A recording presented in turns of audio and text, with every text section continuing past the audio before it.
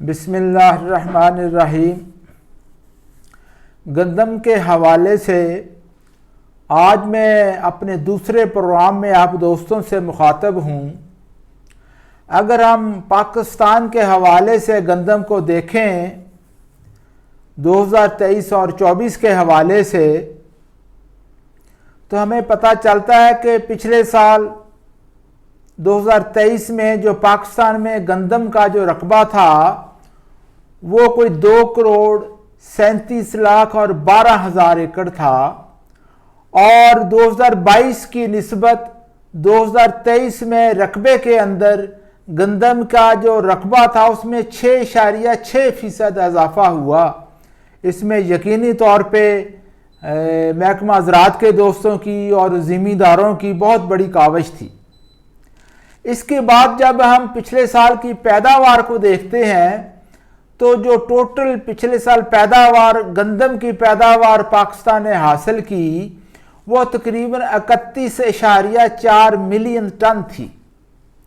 جب ہم اس پیداوار کو دیکھتے ہوئے اور پچھلے سال کے ٹوٹل زیر کاشت رقبے کو دیکھتے ہوئے پاکستان میں گندم کی جو فی ایکڑ اوسط پیداوار تھی اس کو نکالتے ہیں تو وہ تقریباً 34 من فی ایکڑ سے زیادہ تھی، اور اس میں 11.6% اضافہ تھا 2022 کی نسبت۔ یہ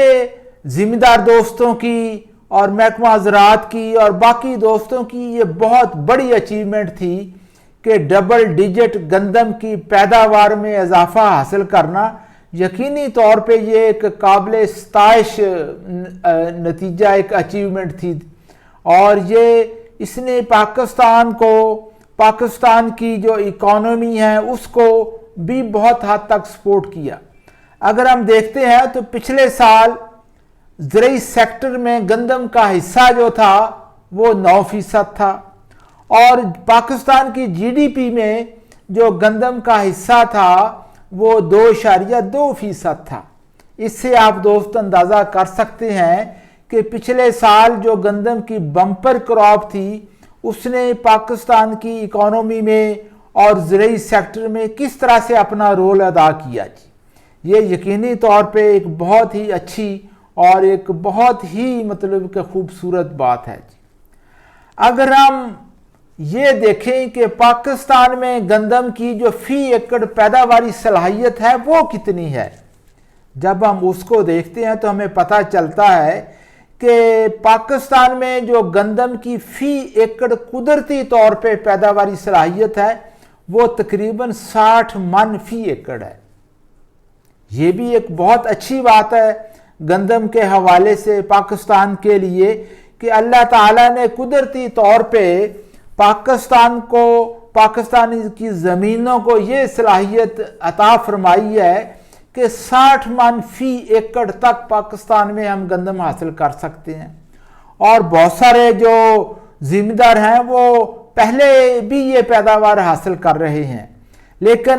جو سب سے اچھی بات جو ہے میں سمجھتا ہوں وہ یہ ہے کہ اگر ہم اس قدرتی پیداواری صلاحیت کو حاصل کرنے کے لیے اپنی کوششوں کو اس سائڈ پہ لے کے آئیں تو وہ بہت اچھی بات ہوگی۔ یہ ٹھیک ہے کہ ہمیں گندم کا ایریا بھی بڑھانا چاہیے، یہ بھی ٹھیک ہے، لیکن میرے خیال میں اس سے بھی زیادہ اچھی بات یہ ہے کہ پاکستان کے زرعی سائنسدان، انڈسٹری اور زمیندار ہم اس سائڈ پہ جائیں کہ جو پیداواری صلاحیت ہے ہمارے ہاں گندم کی پیداوار حاصل کرنے کی 60 من فی ایکڑ، ہم اس کی طرف کوشش کریں۔ اگر ہم نے لمبے عرصے کے لیے سسٹینیبل گروتھ لینی ہے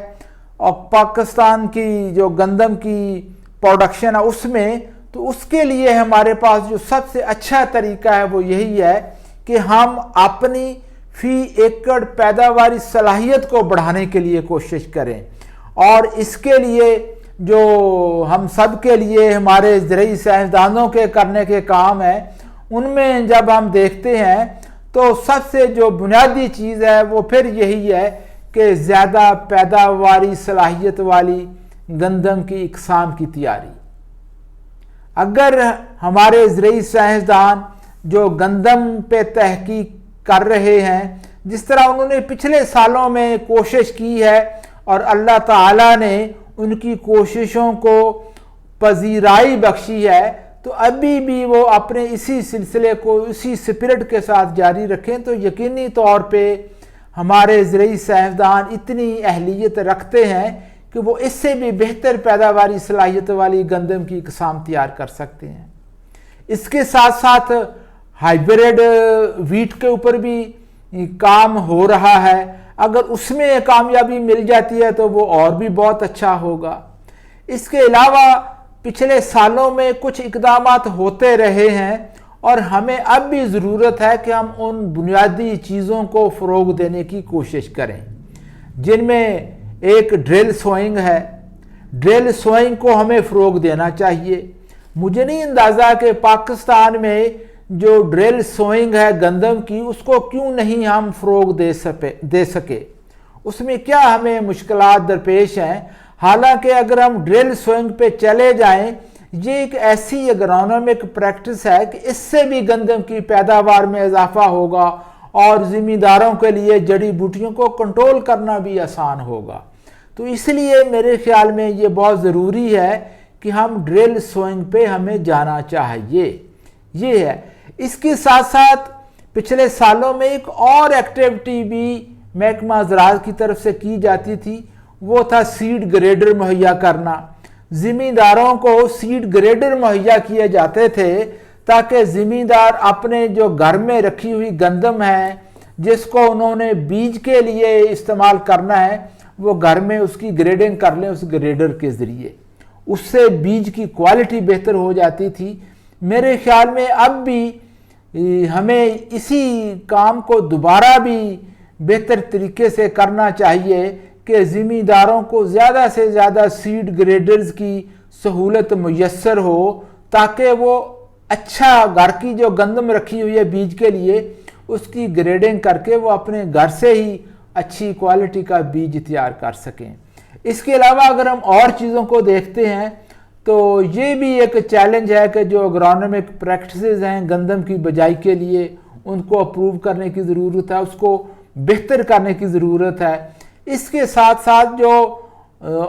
جو سب سے اہم فیکٹر ہے جس سے گندم کی پیداوار بہتر ہو سکتی ہے اور جو موسمی شدت ہیں ان کے اثرات سے بچا جا سکتا ہے کچھ حد تک، اور گندم کی جو پیداواری صلاحیت ہے اس کو حاصل کرنے کے لیے ایک اور قدم اٹھایا جا سکتا ہے، وہ یہ ہے کہ گندم کے اندر کھادوں کا متوازن استعمال۔ اس کے بارے میں زمینداروں کی رہنمائی کرنا یہ بہت ضروری ہو گیا ہے۔ اس کے لیے جو گورنمنٹ ہے وہ الیکٹرانک میڈیا بھی یوز کر سکتی ہے، پریس میڈیا کو بھی استعمال کیا جا سکتا ہے، فرٹیلائزر انڈسٹری ہے، پیسٹیسائڈ انڈسٹری ہے، محکمہ زراعت کے دوست ہیں، تو یہ جو کھادوں کا جو متوازن استعمال ہے اس کو فروغ دینا بھی بہت ضروری ہو گیا ہے تاکہ ہم جو قدرتی صلاحیت ہے گندم کی پیداوار حاصل کرنے کی 60 من فی ایکڑ ہم اس طرف قدم اٹھا سکیں۔ اس کے لیے ہمیں چاہیے کہ ٹھیک ہے ڈی اے پی فاسفورس کے حصول کے لیے بہت ضروری ہے، لیکن فاسفورس کے حصول کا جو متبادل ذرائع ہیں ان کو بھی فروغ دینے کی ضرورت ہے، جس میں ایس ایس پی کے استعمال کو فروغ دینا چاہیے تاکہ زمیندار اگر مہنگی ڈی اے پی استعمال نہیں کر سکتے تو وہ کم سے کم ایس ایس پی ضرور استعمال کریں۔ اس کے بعد جو تیسرا بڑا اہم عنصر ہے فرٹیلائزر میں وہ ہے پوٹاش کا استعمال، اور پوٹاش کا استعمال یقینی طور پہ گندم کی پیداوار میں باقی فصلوں کی طرح بڑا اہم رول ادا کرتا ہے۔ اگر ہم زمینداروں کو اس چیز پہ لے آئیں کہ زمیندار جو ریکمینڈڈ مقدار ہے پوٹاش کی وہ گندم میں استعمال کریں تو گندم کی پیداوار میں بھی اضافہ ہوگا، بیماریوں کے خلاف گندم کی فصل میں قوت مدافعت بھی اچھی پیدا ہوگی، اور جو موسمی تغیرات کے جو منفی اثرات گندم کی فصل پہ ہوتے ہیں गंदम काफ़ी हद तक उससे भी महफूज हो सकेगी।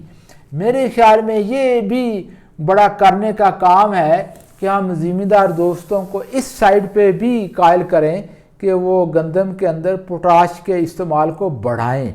अगर वो SOP या इस तरह की खादें इस्तेमाल कर सकें तो बहुत अच्छा है। बसूरत दीगर जो लिक्विड पोटाश मार्केट में अवेलेबल है उसको भी जो रिकमेंडेड मिकदार है फ़ी एकड़ उसके हिसाब से ज़मीन में डाला जा सकता है और बवक्त ज़रूरत ऊपर स्प्रे भी किया जा सकता है ताकि गंदम की फसल को हम किसी किस्म की पोटाश की कमी ना आने दें। इसके बाद जो बाकी अवामल हैं उसमें बेहतर तरीका आपाशी है, ये मतलब है कि हमें फ़रोग देना चाहिए इसको भी। और इसके बाद हम देखते हैं कि पाकिस्तान में भी गंदम में ख़ासकर रस्ट का प्रॉब्लम आहिस्ता आहिस्ता बढ़ रहा है मौसम की तब्दीलियों की वजह से, और इसके लिए भी काफ़ी ज़्यादा मतलब काम करने की फील्ड के अंदर ज़रूरत है ताकि जो ही इसका हमला शुरू हो उसी वक्त ही ज़िम्मेदारों को मुनासिब तौर पे उनकी रहनुमाई कर दी जाए ताकि ये जो रस्ट का प्रॉब्लम है इसको बढ़ने ना दिया जाए। जितना अर्ली स्टेज पे इसको कंट्रोल कर लिया जाएगा उतना गंदम की जो पैदावारी में जो नुकसान होना है उससे बचाव हो सकेगा। इसके अलावा इसके साथ साथ मैं ये कहना चाहूँगा कि पाकिस्तान के जो बारानी एरियाज़ हैं, पोठोहार का एरिया है और जो बारानी एरियाज़ हैं उसके लिए जो स्पेशल रिकमेंडेशंस, जो एरिया स्पेसिफिक रिकमेंडेशंस वो होनी चाहिए और उसकी बहुत अच्छे तरीके से ज़िम्मेदारों तक वो इन्फॉर्मेशन पहुंचानी चाहिए ताकि हमारे जो बारानी एरियाज़ के ज़िम्मेदार हैं वो भी गंदम की पैदावार, बेहतर पैदावार हासिल करने में अपना रोल अदा कर सकें। ये था मेरा आज का वीलॉग पाकिस्तान की गंदम की पोजीशन के हवाले से। तो इसमें मैं दोबारा ये बात करना चाहूँगा कि हमारे पास ये बहुत अच्छा है कि कुदरत ने जो पैदावारी सलाहियत पाकिस्तान में गंदम को दी है 60 मन फ़ी एकड़, हमें उसके हसूल की तरफ जाना चाहिए। उसके लिए ज़राई साइंसदानों को उस तरह की चीज़ें डेवलप करनी चाहिए, ज़िम्मेदारों को देनी चाहिए, और जो फर्टिलाइज़र पेस्टिसाइड इंडस्ट्री है उनको भी डिपार्टमेंट के साथ शाना बशाना चलते हुए ज़िम्मेदारों की बेहतर तौर पे रहनुमाई करनी चाहिए। और मैं दोबारा आप दोस्तों से गुजारिश करूँगा